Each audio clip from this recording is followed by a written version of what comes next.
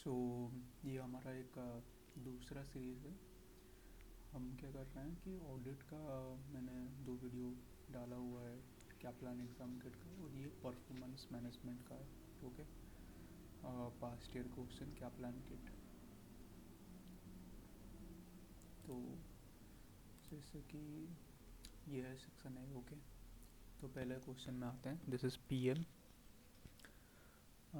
Which two of the following are typical advantage of investing in a new information system? तो हमें पहले पता होना चाहिए कि न्यू इन्फॉर्मेशन सिस्टम होता क्या है, तभी हमें समझ में आएगा इसका क्या आंसर है। तो न्यू इन्फॉर्मेशन सिस्टम क्या होता है कि imagine A manufacturing company implementing a new performance management information system. System का क्या काम है कि वो डाटा कलेक्ट करता है, किस हिसाब से प्रोडक्शन रेट हो रहा है, किस हिसाब से क्वालिटी कंट्रोल है, एम्प्लॉयज़ का परफॉर्मेंस क्या है, और मैनेज करता है रियल टाइम रिपोर्ट को, डैशबोर्ड बनाता है। डैशबोर्ड जैसे कि एक कार में डैशबोर्ड होता है ना, सारा चीज़ें एक साथ दिखाई देता है, स्पीड कितना है, किलोमीटर कितना रन किया है, माइलेज कितना दिखाता है, टाइम क्या है, ट्रिप क्या है। तो ऐसे ही कंपनी में एक डैशबोर्ड होता है और आइडेंटिफाई करता है कि बोटल नेक कहाँ पे है। बोटल नेक मतलब क्या, जैसे कि प्रोडक्शन मशीन तो 5,000 10,000 बना सकता है, पर एम्प्लॉयज़ उतना कैपेबल नहीं कि उतना पैकेजिंग कर सकते हैं, वो सिर्फ 2,000 ही पैकेजिंग कर सकते हैं पर डे। तो ये 2,000 एक बोटल नेक हो गया। तो हमें एम्प्लॉयज़ अगर बढ़ा देंगे मशीन के हिसाब से तो बोटल नेक सॉल्व। जैसे बोतल का नेक होता है ना, जो पानी को रोक देता है, मतलब पानी तो जा सकता है बहुत ज़ोर से, पर बोतल का नेक पतला होता है, उसकी वजह से जा नहीं पाता। तो दैट सेम कॉन्सेप्ट। तो एक नया इंफॉर्मेशन सिस्टम लाने का, जो ये सब एनालाइज करे, मैनेज करे, उसका क्या एडवांटेज है। इंफॉर्मेशन सिस्टम मतलब जो हमें जानकारी दे कि कहाँ पे क्या चल रहा है और कैसे हम इम्प्रूव कर सकते हैं। तो पहला है कि enhance compatibility with other system. अगर आप कहीं पे भी नई जगह पे जाओगे तो कंपैटिबिलिटी तो इन्हांस नहीं होगा ना। जैसे कि आप कोई नया ट्यूशन ज्वाइन किए, नया जॉब गए, तो वहाँ पे तो आपको कंपैटिबिलिटी थोड़ा इशू होगा स्टार्टिंग में, तो इन्हांस तो नहीं करेगा। इन्हांस इंफॉर्मेशन प्रोसेसिंग कैपेसिटी, हाँ, इन्फॉर्मेशन को अच्छे से प्रोसेस करके देगा अगर नया इन्फॉर्मेशन सिस्टम लगाए। Enhance information processing efficiency, efficiency को भी बढ़ाएगा अगर हम नया इन्फॉर्मेशन सिस्टम लगाएं। इन्हांस्ड स्टाफ ट्रेनिंग, तो स्टाफ ट्रेनिंग हमें ज़्यादा चाहिए अगर हम नया इन्फॉर्मेशन सिस्टम लगाएंगे। तो ओबियसली अगर आप नया चीज़ कुछ इम्प्लीमेंट करोगे, पहले मैनुअली जा रहे थे अभी कंप्यूटर बेस्ड जाओगे, तो अगर नया मतलब मैनुअल से कंप्यूटर जाएंगे तो ट्रेनिंग तो लगेगा। ये सही है एनहांस स्टाफ ट्रेनिंग, पर ये एडवांटेज नहीं है। ज़्यादा अगर स्टाफ ट्रेनिंग करेंगे, रिक्वायरमेंट होगा, तो ये डिसएडवांटेज में आ जाएगा। तो दिस ऑप्शन इज़ करेक्ट, पर यहाँ पे जो एडवांटेज पूछा है ये एडवांटेज में नहीं आएगा। So this two will be our right answer. Okay, next क्या आते हैं। An airline want to provide access to select group of travel agent. कुछ ही ट्रैवल एजेंट को एक्सेस देना चाहता है रियल टाइम इन्फॉर्मेशन कि कितना फिलअप हो गया, कितना सीट अवेलेबल है, held by the airline regarding flight which may have the potential for passenger seat upgrade। जो पैसेंजर है वो अपना सीट अपग्रेड कर सकते हैं अगर खाली होगा तो, पर सिलेक्टेड लोगों को देना चाहते हैं। तो which of the following is likely to be used to achieve this activity। तो इनमें से कौन सा यूज़ करना चाहिए। पहला दिया है इंट्रानेट। इंट्रानेट का मतलब क्या है कि ऑर्गेनाइजेशन के अंदर विद इन ही कम्युनिकेशन होगा, बाहर नहीं जाएगा किधर। तो ये तो ट्रैवल एजेंट को बोलने देने के लिए बोल रहा है, तो इंटरनेट से नहीं होगा ये, तो दिस विल बी रॉन्ग। एक्सट्रानेट, एक्सट्रानेट मतलब कंपनी के अंदर भी कम्युनिकेशन होगा और थोड़ा बहुत जैसे सप्लायर के साथ हम कम्युनिकेट कर लिए, बाहर का आदमी, या फिर यहाँ पे जैसे सिलेक्टेड ट्रैवल ग्रुप्स के तरफ कम्युनिकेट कर दिए, तो दैट इज़ एक्सट्रानेट। तो ये ज़्यादा सूटेबल लग रहा है। इंटरनेट मतलब आपको पता है, आपको मुझे सबको ही एक्सेस है, सब सेम टाइम में सब कुछ दे सकते हैं, तो ये तो सिलेक्टेड लोगों के लिए बोल रहा है, तो इंटरनेट तो होगा नहीं। और ईमेल तो आपको पता है, तो ईमेल भी नहीं होगा। तो correct answer will be extra net.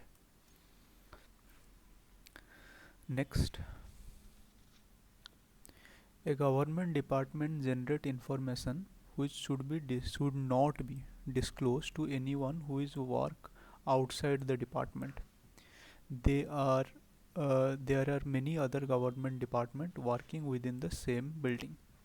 Okay, which of the following would not be an effective control procedure for generation and distribution of information with in the government department? कौन सा सही नहीं है ये जो भी इंफॉर्मेशन डिस्क्लोज करने का तरीका, कम्युनिकेट करने का तरीका? इफ़ वर्किंग फ्रॉम होम, अगर वर्क फ्रॉम होम कर रहे हैं, departmental employ must use a memory stick मतलब pen drive to transfer data as laptop computer are not allowed to leave the department. तो ये तो ज़्यादा सही चीज़ें नहीं है, क्योंकि पेन ड्राइव तो खो सकता है, कहीं पे हम गिरा सकते हैं तो वो तो डाटा लीक हो जाएगा। This is not a good way. All departmental employ must enter non disclosed and regularly updated password to access the computer. ये तो सही है कि रेगुलरली अपडेटेड और किसी को डिस्क्लोज ना किया हुआ पासवर्ड हमेशा एंटर करे कुछ भी एक्सेस करने के लिए, this is good. All authorized employee must swipe an officially issued personal identity card at entrance to the department before they can gain access। ये भी सही है कि खुद का अपना आइडेंटिटी कार्ड होगा तो पता चल जाएगा कि कौन एक्सेस किया है कौन नहीं। All hard copies of confidential information must be shredded। सो जितना भी हार्ड कॉपी है वो एक, जैसे कि पेपर आप मूवीज़ में देखे होंगे, जब भी कोई क्राइम सीन होता है, पुलिस इन्वेस्टिगेट करने आती है, सीबीआई रेड डालता है तो सारा पेपर को श्रेड कर देते हैं, ऐसे कट कट कर देते हैं, एक मशीन में डालते हैं वो श्रेड कर देते हैं। तो जो भी हार्ड कॉपीज़ है उसको श्रेड कर दो at the end of each day और locked overnight in a safe if needed. तो ये भी सही है सिक्योरिटी इंफॉर्मेशन प्रोवाइड करने के लिए। तो यहाँ पे बोल रहे हैं कि कौन सा इफ़ेक्टिव नहीं है डिस्ट्रीब्यूशन, तो ऑप्शन ए जो है ये इफ़ेक्टिव नहीं है, तो इसलिए ये हमारा सही आंसर बन जाता है। Next, a small doctors surgery is considering providing a wireless network for use by nurse to access patient data in real time.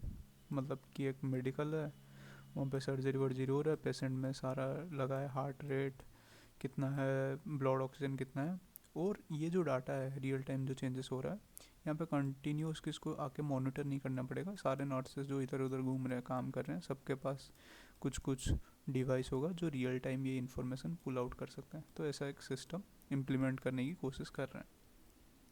Which of the following is disadvantage of using wireless network? तो wireless network का disadvantage क्या है?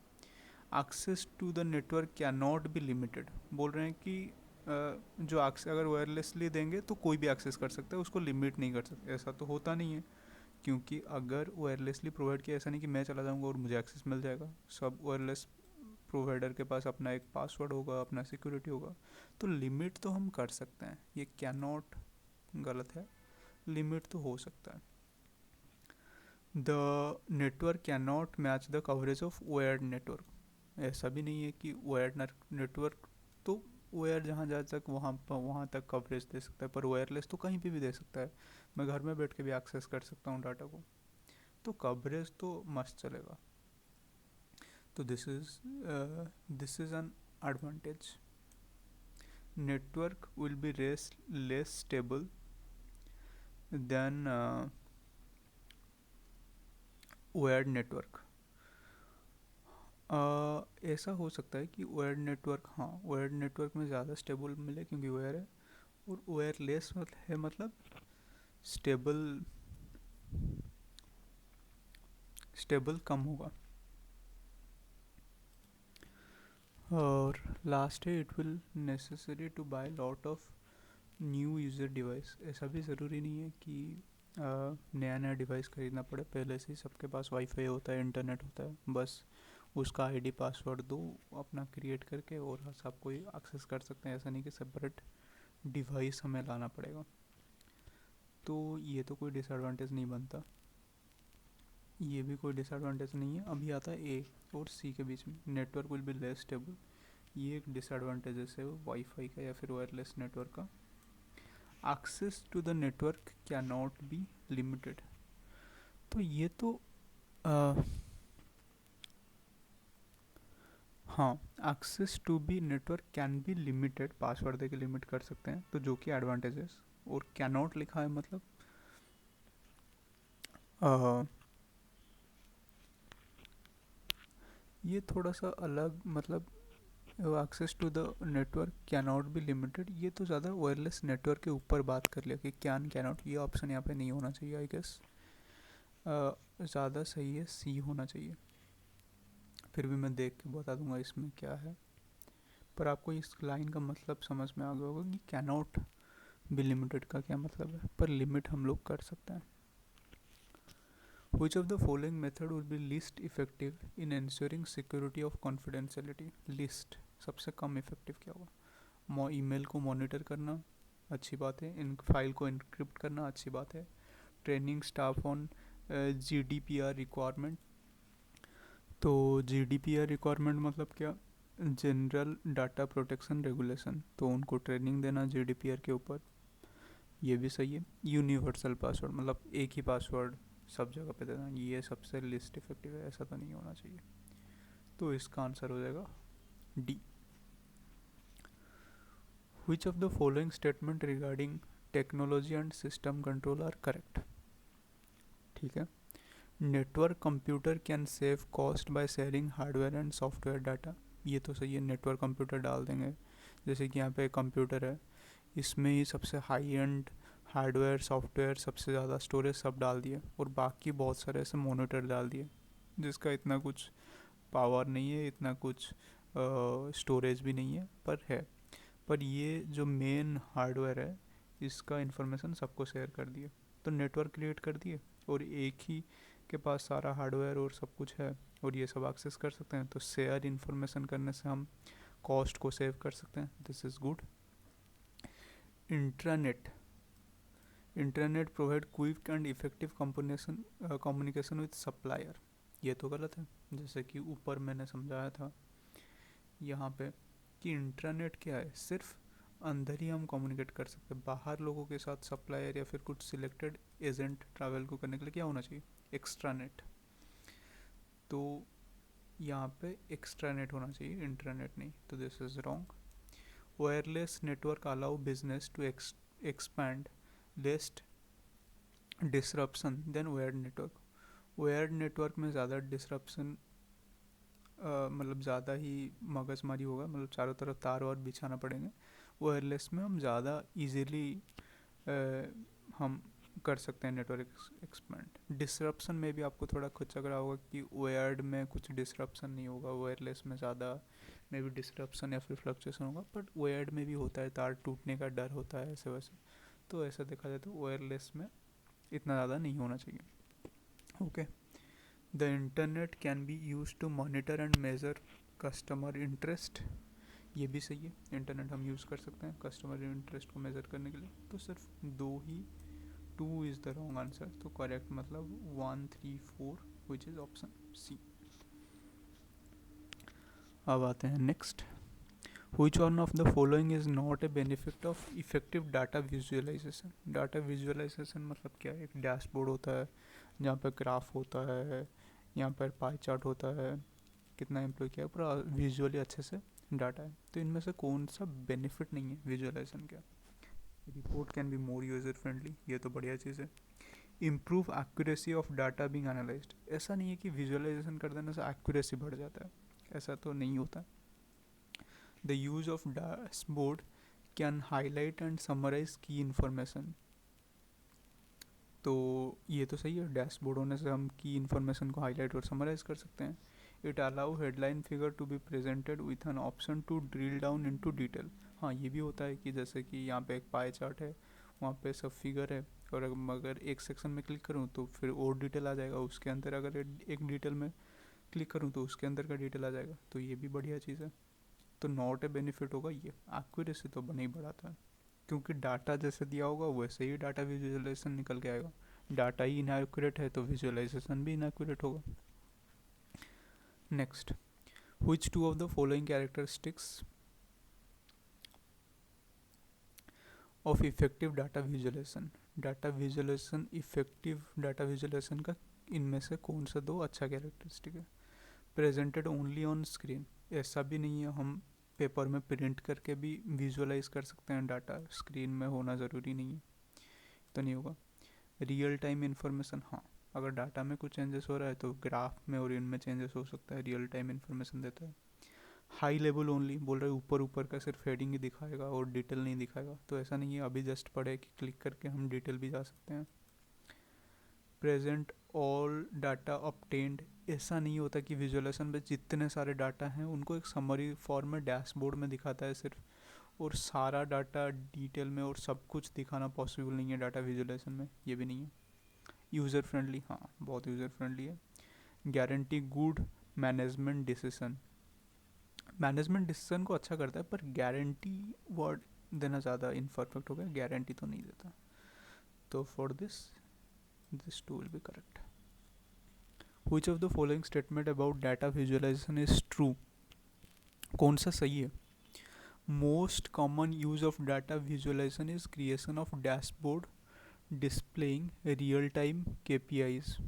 तो most common क्या है कि एक dashboard बनाओ, जैसे आप कार सोच लो, कार का डैशबोर्ड, जैसे जैसे स्पीड रियल टाइम में चेंज होता है, जैसे जैसे परफॉर्मेंस चेंज होता है, जैसे जैसे हमारा गाड़ी का कुछ अगर प्रॉब्लम आ गया तो उसका लाइट इंडिकेटर देता है, तो रियल टाइम वो दिखाता है कि KPIs मतलब की परफॉर्मेंस इंडिकेटर, मतलब जैसे कि प्रॉफिट हमने रखा है 30%, हमारा प्रॉफिट अचीव होना चाहिए, और हम हमारा भी करेंटली 25 है, जैसे जैसे आगे आगे बढ़ेगा 26 हो रहा है, तो ये सब होते हैं KPIs, तो KPIs को अच्छे से दिखाता है, ये सही है।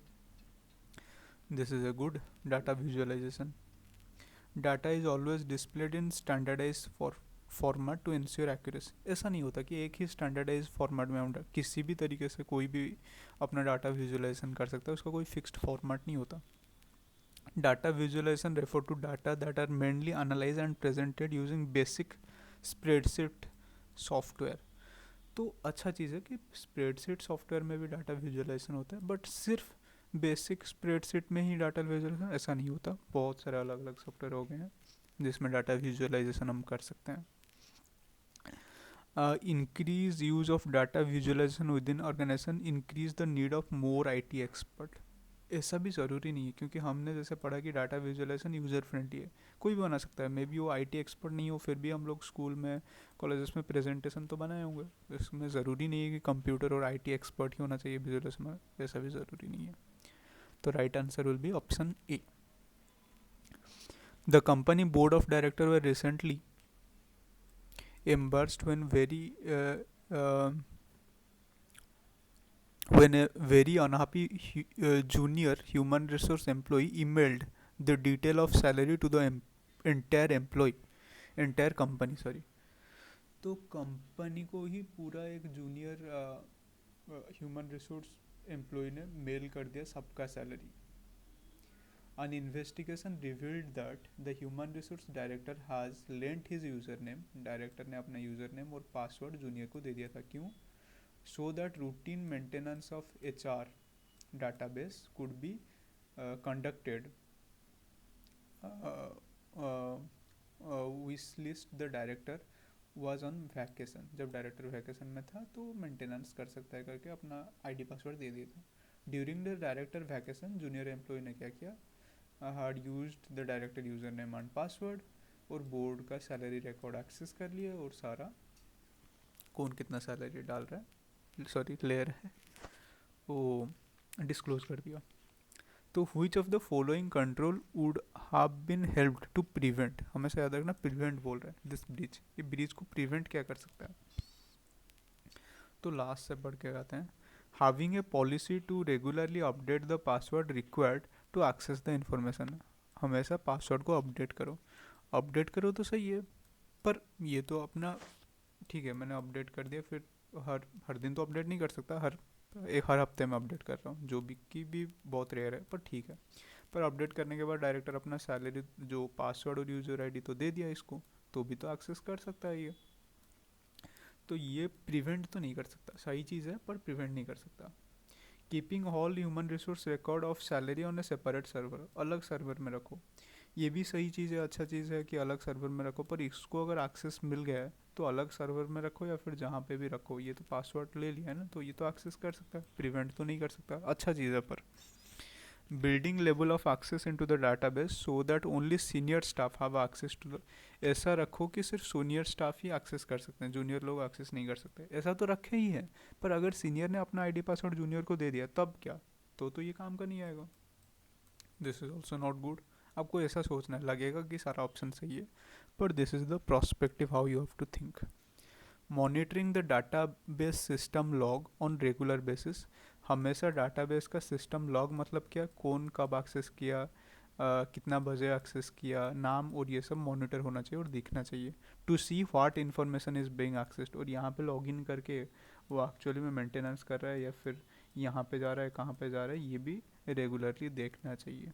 तो दिस इज़ ए गुड वे कि पासवर्ड वासवर्ड दे दो, जो भी कर दो, अगर कौन एक्सेस किया, कितना बजे एक्सेस किया, रेगुलरली एक लॉग जनरेट होके कहाँ पे कितना दूर एक्सेस कर रहा है, ये इन्फॉर्मेशन मैनेजमेंट तक पहुँचे और डेली रिव्यू हो, तो पता चल जाएगा कि मतलब वो होते लीक होने से पहले ही हम पकड़ लेंगे। तो this is a good way. Okay, next, which of the following is the advantage of cloud computing. अच्छा, क्लाउड कंप्यूटिंग का होता क्या है, मतलब जैसे मेरा यहाँ पे कंप्यूटर है, तो मैंने क्या किया, अपना मॉनिटर, कीबोर्ड और पूरा एक बड़ा सा सीपीयू, उसके अंदर प्रोसेसर, दिस दैट, ये सब इन्वेस्ट किया है 50 60 70 हज़ार रुपये दे के, फॉर एन एग्जाम्पल, ठीक है। बट क्लाउड कंप्यूटिंग में क्या है, मुझे ये सब कुछ ज़रूरत नहीं है, मैं बस अपना एक नॉर्मल सा मॉनिटर खरीदूंगा 7 8 हज़ार का, एक अच्छा सा कीबोर्ड खरीदूंगा 600 700 में आ जाता है, या फिर 1000 2000, और एक माउस खरीदूंगा, टोटल 10 हज़ार का इन्वेस्टमेंट आएगा। और मैं इससे क्या कर पाऊँगा, क्लाउड में एक बहुत पावरफुल 2 लाख 3 लाख का सुपर कंप्यूटर है, उसका सारा डाटा कहीं पे बाहर है, रसिया में, अमेरिका सेटअप है, उसका सारा डाटा मेरे यहाँ पे प्रोजेक्ट होगा। तो मैं उस कंप्यूटर का पावर और एनर्जी यूज़ कर सकता हूँ 10 हज़ार के कॉस्ट में, और उनका मैं भी, ठीक है यार, उनका सब्सक्रिप्शन होगा, मैं भी महीने का 5 हज़ार या फिर साल को 5, तो 15 हज़ार कॉस्ट में मैं 2 लाख का कंपनी का कंप्यूटिंग रिसोर्स यूज़ कर सकता हूँ। तो उसका डिसएडवांटेज क्या है ऐसा, तो बढ़िया बढ़िया चीज़ है। पहला है कि reduced flexibility around the working arrangement.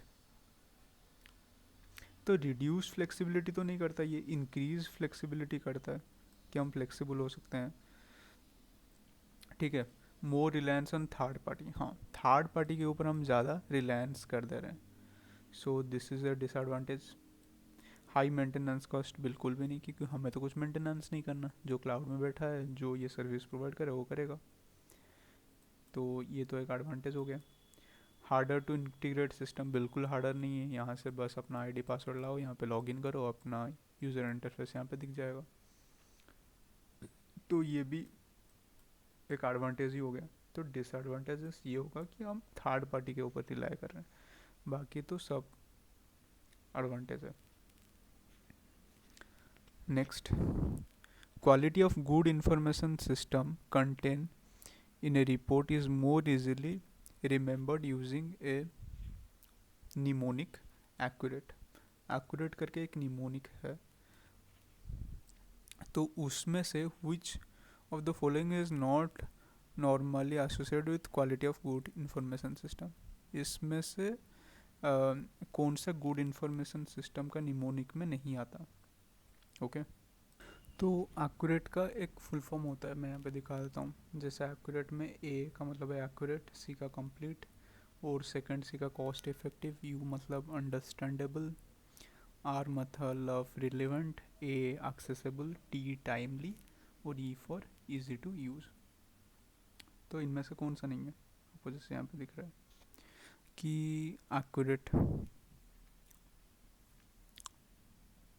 तो है, this is there, understandable to user, this is there, adaptable to the need of the user, ये भी है, जैसे कि accessible है या फिर relevant है, ये उसी में आ जाएगा। acceptable to the user ऐसा तो कुछ है नहीं यहाँ पे, acceptable, accurate, complete, cost effective, understandable, relevant, accessible है, access अलग है और acceptable to the user अलग है, तो this is not normally associated, आपको ये चीज़ें याद रखना पड़ेगा। ओके, नेक्स्ट आते हैं कि an accountant want to determine the increase in average use of paper per employee from printing out email print कर रहे हैं करके वो जानना चाहता है कि कितना इंक्रीज हो रहा है। She is concern that paper uses of the business has risen to 10% in the last year to 40,400। अभी 40,400 पे आ गया है 10% इंक्रीज होके। तो 10% इंक्रीज होके मतलब ये इसमें 10% इंक्लूड है, डिवाइडेड बाई 110 इंटू 100 या फिर इंटू 10 करेंगे तो 3,600 के आसपास आ रहा है। तो 3,600 रुपये बढ़ गया। आपको ये समझ में आया होगा कि क्या चाहता है अकाउंटेंट, कि उसके यहाँ पे पेपर ईमेल जो प्रिंट आउट कर रहे हैं उसकी वजह से 10% राइज हो गया। पर ये जो दिया है ये 10% नहीं दिया है, ये बोल रहा है राइज होके इतना है, मतलब ये 110% का वैल्यू है। तो अगर 110% का वैल्यू इतना है तो 10% का कितना, जस्ट क्रॉस मल्टीप्लाई किया, 3,600 रुपये बढ़ गया। तो अब ये करना क्या चाहती है, she has estimated that it will take 4 week of her time to prepare the report prepare करने की एक्चुअल में कितना बढ़ा है और क्या कॉस्ट है, तो 4 हफ्ते लगेंगे। As well as other incremental cost, C has estimated the total cost of preparing report, ये बढ़ाने का जो रिपोर्ट है उसका कॉस्ट ही आएगा 28,000। हमारा कॉस्ट बढ़ा है नॉर्मली 3,600 और उसको बनाने में और मिटिगेट करने में ही 28,000 लगेंगे। अब बताओ, मतलब हमारे कंपनी में लेट सपोज चोरी हो रहा है, कोई चोरी कर रहा है, मुझे पता है कि 500 रुपये चोरी कर रहा है, ठीक है, हर महीने। तो टोटल साल भर में 6,000 रुपये चोरी कर रहा है। पर मुझे एक अकाउंटेंट या फिर एक कुछ भी सिक्योरिटी गार्ड लगा के बिठा के ये चोरी को रोकने के लिए ही मुझे 10-15 हज़ार खर्चे होंगे। तो मुझे ठीक है यार, चोरी करना है तो ऑल दो मुझे पता है, पर ये अगर मैं इम्प्लीमेंट करूँगा तो मुझे उससे ज़्यादा खर्चा आ जाएगा। तो यही यहाँ पे बोलना चाहता है, this report is an example of bad information which one of the principle of good information does it breach. इनमें से कौन सा प्रिंसिपल को ब्रीच कर रहा है, relevant, complete, cost beneficial, understandable. Cost beneficial क्योंकि कॉस्ट ही हमारा 28,000 आ रहा है और हमारा जो पेपर इंक्रीज है वो 3,600 ही आ रहा है। तो this will be option C. And this is the last chapter, last question of this chapter. Local manager within the organization often use operational report use करते हैं। which of the following feature of report would be most true to an operational report मतलब day to day operation जो होता है उसमें से कौन सा सबसे अच्छा रिपोर्ट है। Summarised information, summarising generally strategic top level लोग यूज़ करते हैं, डेली ऑपरेशनल में समराइज्ड इन्फॉर्मेशन कोई काम का नहीं है। Mainly external information on local competition नहीं, मतलब ऑपरेशनल में कंपनी का इंटरनल इन्फॉर्मेशन की ज़रूरत है, एक्सटर्नल और लोकल कंपटीशन काम क्या करेंगे ऑपरेशन में। Accurate information of current position, ये सही है कि इन्वेंट्री कितना है, रॉ मटेरियल अभी आया कि नहीं, तो एक्यूरेट करंट पोजीशन हमें चाहिए और डेली रेगुलर बेसिस। इनफ्रीक्वेंट तो ऑपरेशनल में काम नहीं चलेगा, फ्रीक्वेंट चाहिए। तो दिस ऑल आर रॉन्ग और हमारा ऑप्शन आ जाएगा accurate information on current position. So that's it, ये था पहला चैप्टर का। ऐसे ही हम सारे चैप्टर धीरे धीरे कवर करेंगे। Thank you.